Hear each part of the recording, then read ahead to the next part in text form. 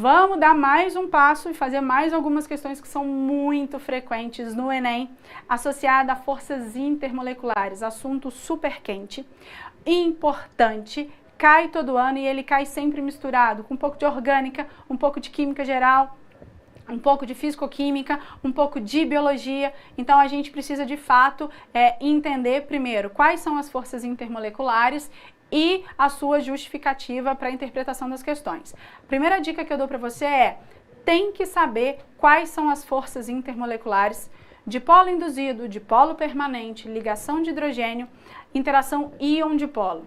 Saber a diferença na intensidade, eu já falei para vocês a ordem crescente de intensidade dessas interações, mas também precisa saber que tipo de molécula tem essas interações de maneira predominante, como por exemplo, falar do dipolo induzido, que é a interação que predomina em moléculas que são apolares.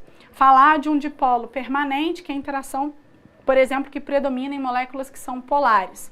Tem também a interação ligação de hidrogênio, que predomina em moléculas polares desde que tenha um hidrogênio ligado ou ao flúor, ou ao oxigênio, ou ao nitrogênio.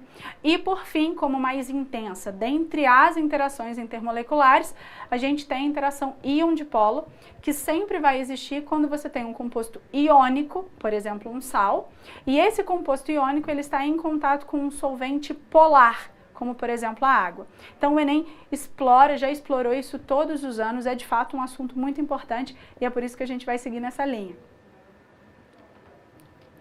Enem 2019 está falando sobre a fluidez da membrana celular. Ela é caracterizada pela capacidade de movimento das moléculas componentes dessa estrutura. Os seres vivos mantêm essa propriedade de duas formas: controlando a temperatura ou alterando a composição lipídica da membrana. Nesse último aspecto, que seria a composição lipídica da membrana, o tamanho e o grau de insaturação das caudas hidrocarbônicas dos fosfolipídios, conforme apresentados na figura, influenciam significativamente na fluidez.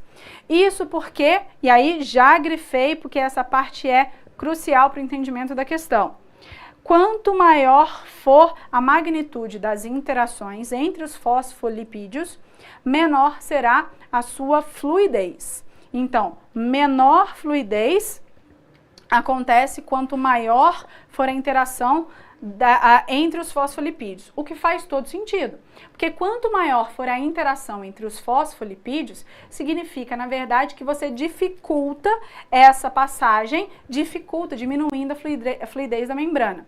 E aí ele me deu uma estrutura dos fosfolipídios, que é uma estrutura muito clássica, que apresenta uma cauda com carbono, uma cauda hidrocarbônica, e a perninha que tem nessa estrutura aqui é a indicação de uma insaturação.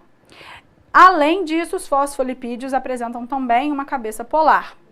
Assim, as bicamadas lipídicas, lembrando que essas bicamadas são formadas por interações intermoleculares, e essas interações a gente vai lembrar que semelhante atrai semelhante, com diferentes composições conforme mostradas. Então eu tenho 5 possibilidades de interação entre esses fosfolipídios, com tamanhos diferentes e com graus de saturação e insaturação diferente.